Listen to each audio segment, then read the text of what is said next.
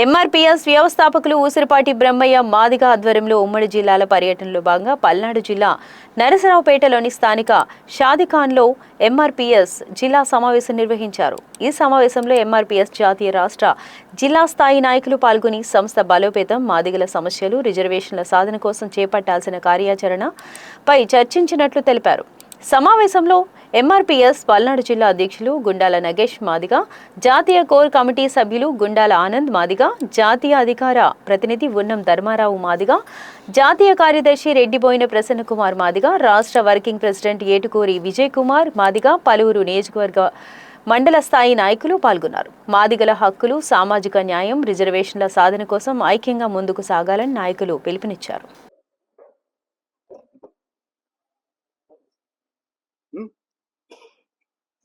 ముందుగా మాదిగ సామాజిక వర్గానికి చెందినటువంటి గౌరవ పెద్దలు అన్న వర్ల రామయ్య గారికి కొన్ని సంవత్సరాల సుదీర్ఘ నిరీక్షణ అనంతరం ఆయన కమిట్మెంట్ని, ఆయన చిత్తశుద్ధిని గమనించినటువంటి ప్రభుత్వం ఆయనకి ఎమ్మెల్సీ ఇవ్వడాన్ని మాదిగ రిజర్వేషన్ పోరాట సమితి స్వాగతిస్తూ వర్లరామయ్య గారికి ఎమ్మెల్సీ ఇచ్చినందుకు ప్రభుత్వానికి మాదిగ రిజర్వేషన్ పోరాట సమితి పక్షాన ధన్యవాదాలు తెలియజేసుకుంటా ఉన్నాం. ఇకపోతే ఈ రాష్ట్రంలో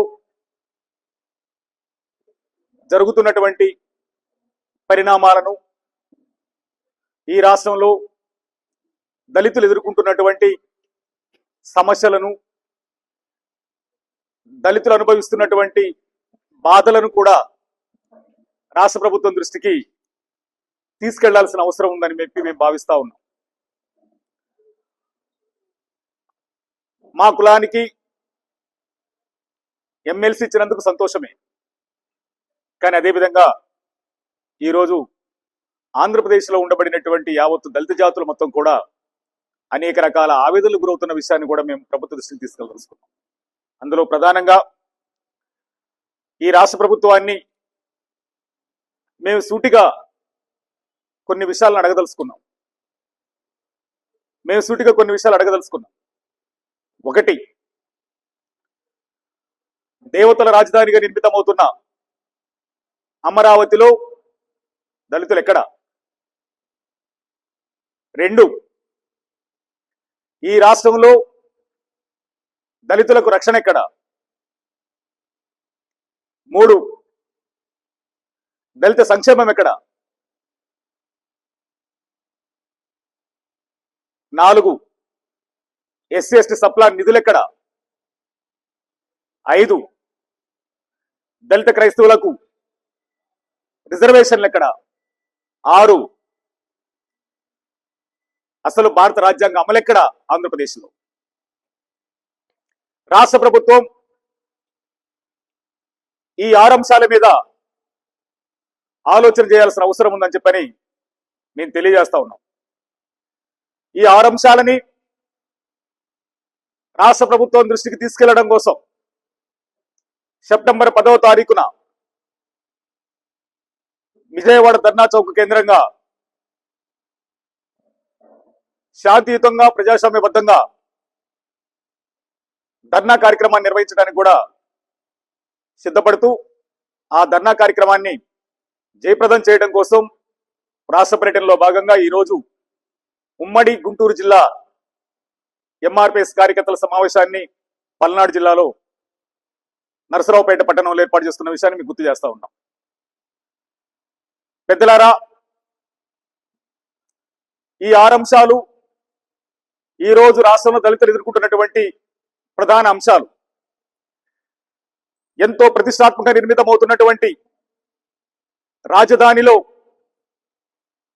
దళితుల పాత్ర లేకుండా పోయింది. సాక్షాత్తు ముఖ్యమంత్రి గారు మాట్లాడుతూ రాజధాని నిర్మాణంలో ఎస్సీ ఎస్టీ వర్గాలు అక్కడికి చేరితే సోషల్ ఇన్బ్యాలెన్స్ జరుగుతుంది అని చెప్పని చంద్రబాబు నాయుడు గారు మాట్లాడారు. అంటే అమరావతిలో దళితులుంటే, అమరావతిలో గిరిజనులుంటే సోషల్ ఇన్బ్యాలెన్స్ జరుగుతుంది అని మాట్లాడటం అనేది 100% మా దళిత సమాజాన్ని అవమానించినట్టని చెప్పి మేము భావిస్తూ, వేల కోట్ల రూపాయల పెట్టుబడులతో నిర్మితమవుతున్నటువంటి ఆ రాజధానిలో మా పాత్ర ఎక్కడ, మేమెక్కడ?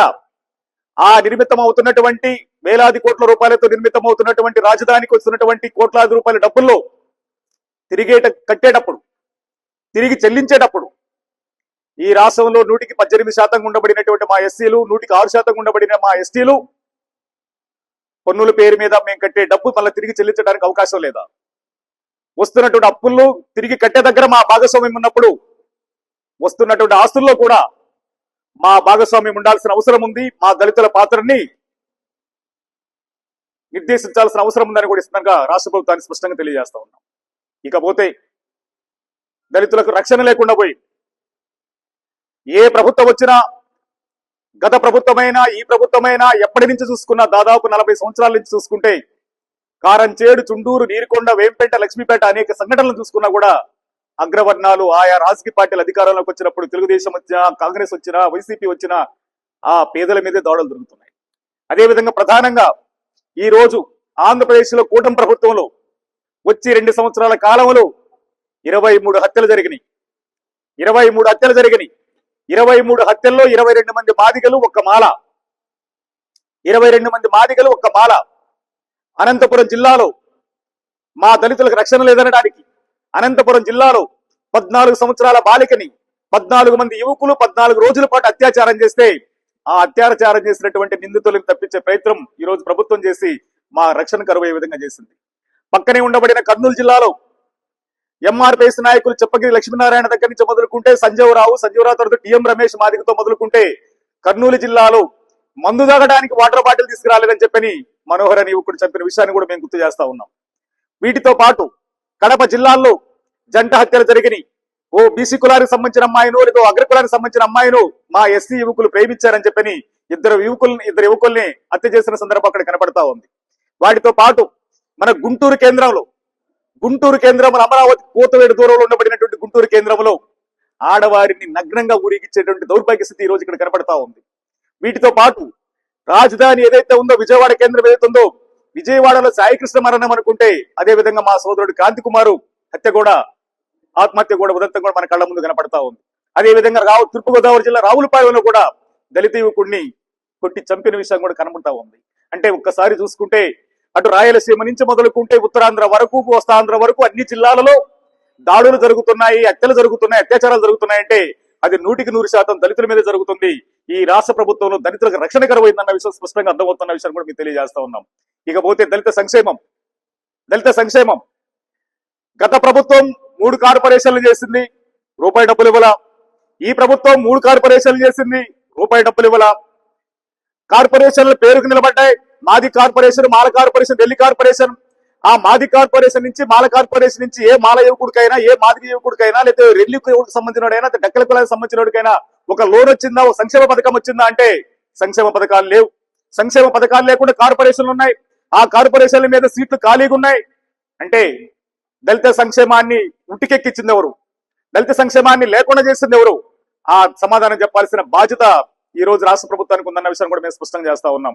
ఇకపోతే సప్లాన్ నిధులు 2011 సంవత్సరంలో ఎస్సీ ఎస్టీలకు కేటాయిస్తున్నటువంటి సప్లాన్ నిధులు ఏవైతున్నాయో అవి ఎస్సీ ఎస్టీలకే అవి ఉపయోగించాలని, వాళ్ళకే అవి కేటాయించాలని చెప్పని అసెంబ్లీలో చట్టం జరిగింది. అసెంబ్లీలో చట్టబద్ధత కల్పించారు. చట్టబద్ధత కల్పించినటువంటి మా సప్లాన్ నిధులు ఈ రోజు ఏమవుతున్నాయి?